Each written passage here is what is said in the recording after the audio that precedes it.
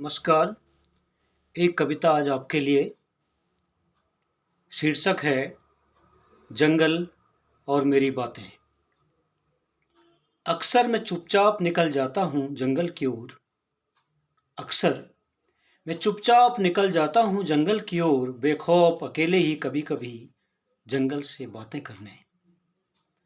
बैठ जाता हूँ दरख्तों के नीचे, धार में पौधों के झुरमुटों के बीच, प्रकृति की गोद में, हरी मखमली घास के सुंदर बिछौने पर।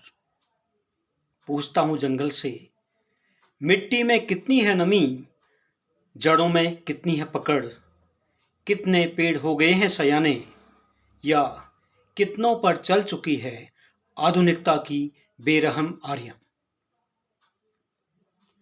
पूछता हूँ जंगल से, मिट्टी में कितनी है नमी, जड़ों में कितनी है पकड़, कितने पेड़ हो गए हैं सयाने, या कितनों पर चल चुकी है आधुनिकता की बेरहम आरियां।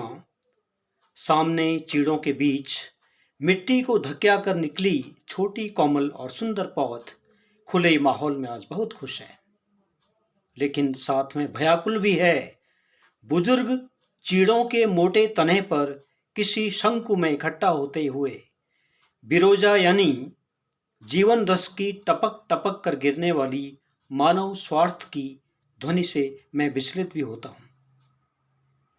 मैं खूब सुनता हूँ अनगिनत रंग बिरंगे पक्षियों का कलरव, मदमस्त खुले आसमान में उनका स्वतंत्र विचरण भी खूब भाता है मुझे।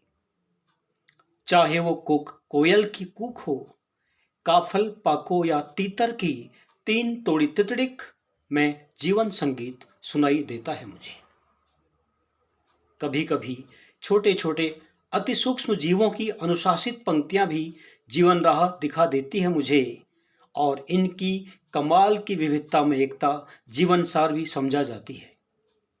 जल जंगल जमीन में यह अनूठी अनुपूरक समर्पण की केमिस्ट्री शायद ही कहीं मिले।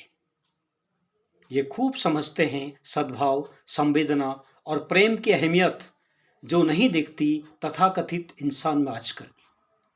मैं सोचता हूँ जब कट जाएंगे सारे जंगल, गायब हो जाएगा भूमिगत जल, या पत्ती पत्ती का एक एक रंध्र प्रदूषित होकर बंद कर देगा पौधों की रसोई, तो प्रभाव दो तरफा ही होगा। देखना, जंगल भी मरेगा और इंसान भी।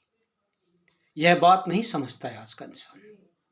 जंगल आज इसलिए भी गुमसुम है कि लाखों करोड़ों पौधशालाओं में खूब खिलते हैं पौधे, पैदा होते हैं जंगल, लेकिन मर जाते हैं रोपण के कुछ दिनों बाद बिना पानी और संवेदना के।